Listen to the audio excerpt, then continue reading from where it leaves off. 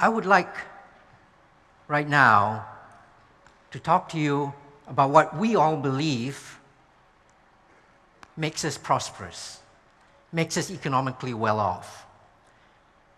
And when I say prosperous, I don't mean what is it that's driven us into the top 1% of the world's income distribution, that's made us wealthy investment bankers. All I mean is, what is it that's made us not sick, miserable, starving, diseased, lying in the gutter in some destitute village somewhere? And when I say all of us, I don't mean individually, each of us. I mean all of us as a society. What is it about the societies that some of us live in that have allowed us to become, as the language says, dignified agents of our own destiny? That's what we are. As long as we're not scrambling to get enough food to get us through the end of the day, we are dignified agents of our own destiny. What is it that's made other societies fail to achieve this? Now, for some of us, especially sitting here in this audience, the answer is transparent. It is a strong, responsible, enlightened state. It is a state that has built highways and bridges where none stood before. It is a state that has cleared unhealthy marshland and swamp so that we can live fulfilling lives. It is a state that's crafted a system of law and order that we are not plundered and expropriated. It is a state that's provided universal education that the young people in society can eventually become productive, can lead meaningful, decent lives. It is the state that's provided a stability that all of us can feel secure in, that we can then think about, save, and invest for the future. Is a state that we might think describes what we see here in Singapore, or in the telling of some, is a state like that we see in China. A description of that is that society has achieved a kind of enlightened collective action where the state then provides an infrastructure of public goods. This is one story that answers the original question. There's another story that's different from that. This other story begins with big, simple ideas, rugged individualism, individual empowerment, personal freedoms, unbounded liberties. And according to this alternative view, it is not the state that has allowed us to become dignified agents of our own destiny. What happens is that societies need to unleash the force of creative destruction. It needs to unleash all manner of individual freedoms that will then magically, through some peculiar workings of a fundamental theorem, allow that society then to achieve all the good things that societies should enjoy. Okay. Now, this is the liberal promise, that societies can achieve this through unleashing personal freedoms. This liberal promise goes by different names. I lived for decades in the United States and Great Britain. And there, along the transatlantic axis, the way writers describe this, we had reached the end point of humanity's ideological evolution. That the systems of liberal democracy and individual freedoms that we got to enjoy were the only coherent political culture that spanned regions and ideologies and societies across the globe. On the other side from this, of course, are the strong state economies. Now, of course, sensible people would say no one would choose social repression over individual empowerment. No one would choose enslavement over liberty.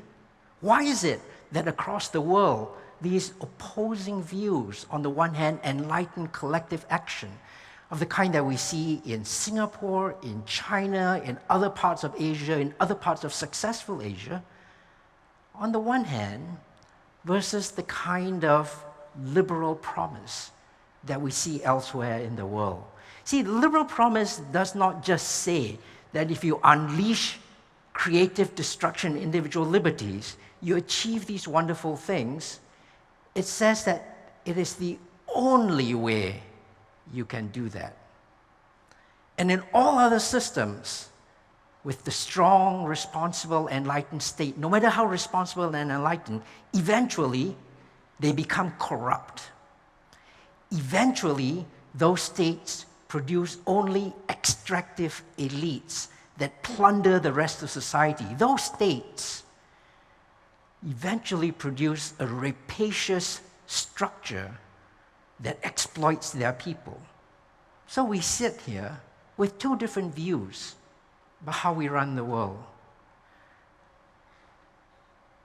One place that exemplifies the success of this model of individual freedoms is, of course, the United States. America has been so successful. It is the land where rugged individualism emerged. It is the land where personal liberties allow societies to be entrepreneurial. It has produced the most amazing technological toys that the rest of us get to enjoy.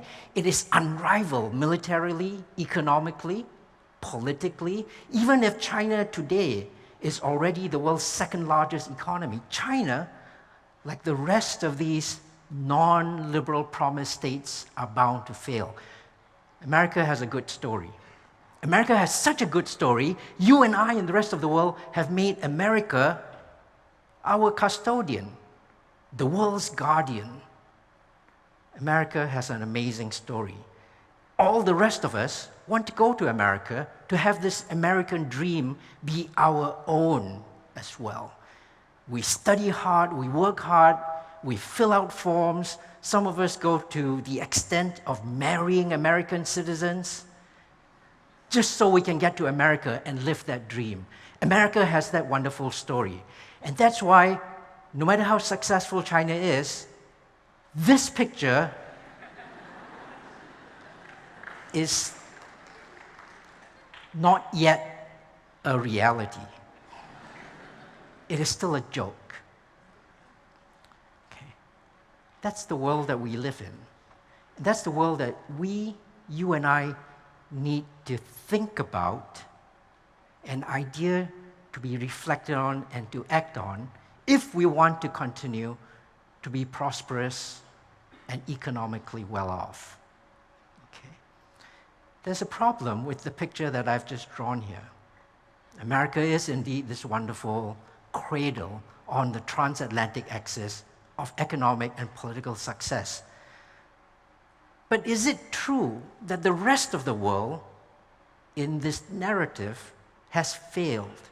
Here are 4 reasons I want to suggest to you this morning that the liberal promise doesn't carry the whole story. And these 4 reasons are: first, the big, what's happening in China and Asia. Second, the small, what's happening in Singapore. Both of these examples are examples where strong, responsible, enlightened states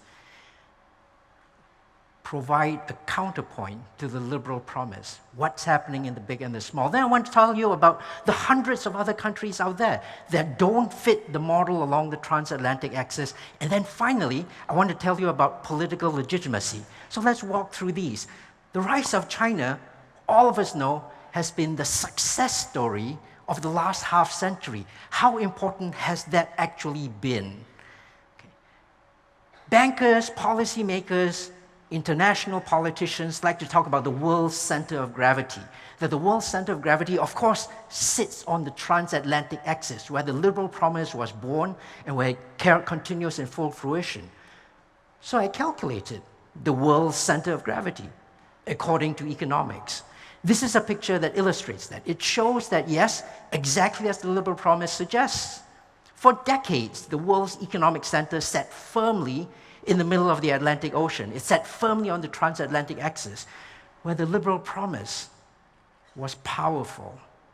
But then something very peculiar has happened in the last 35 years. In the last 35 years, this world's economic center of gravity has started to pull away from its traditional moorings. In the last 35 years, the world's economic center of gravity moved 5,000 kilometers, 3/4 of the Earth's radius, across the surface of our planet eastwards, towards us, driven by the rise of China, the rise of the rest of Asia. And it's continuing.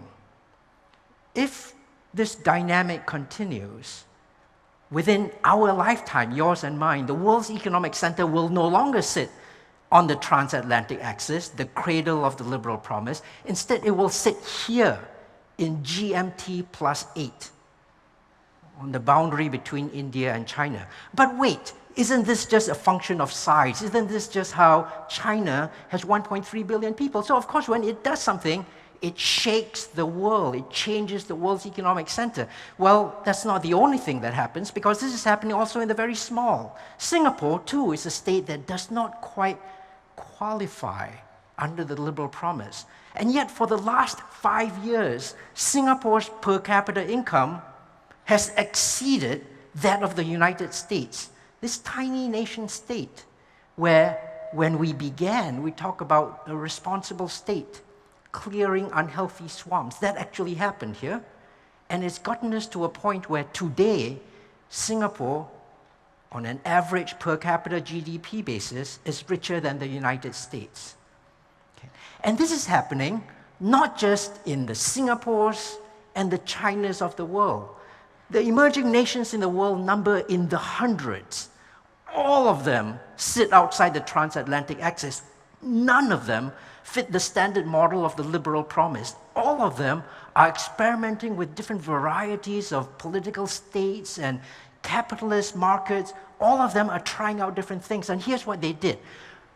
For most of the 20th century, through the 1980s, the 1990s, all of these hundreds of emerging nations, when you add together their incomes, they came up to less than a third of what the world's 7 richest countries, basically along the transatlantic axis, plus Japan, what the G7 made. But something very remarkable happened in the last 15 years. In the last 15 years, that gap has gone away. The emerging economies have caught up.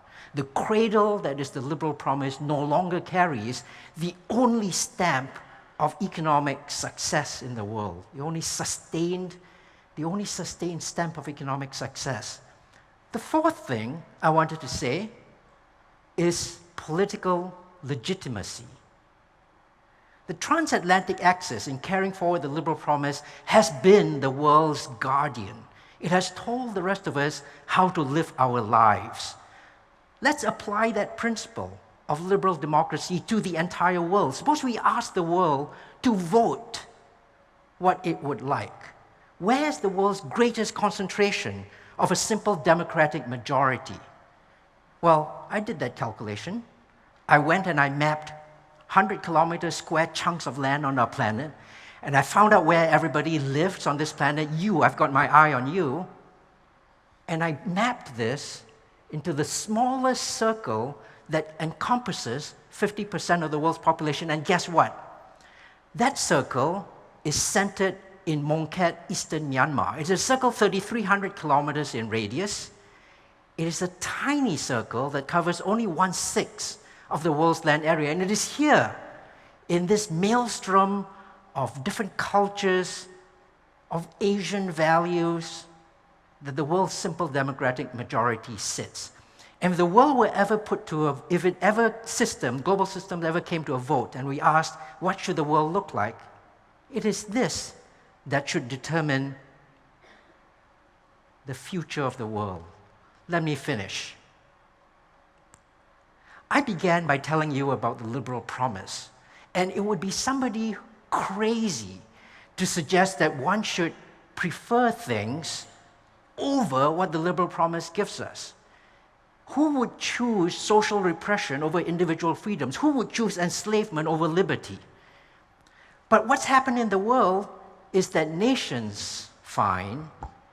They need to experiment with all kinds of different political and economic systems. The world is not simple and linear. The opposite of the liberal promise is not authoritarian dictatorship.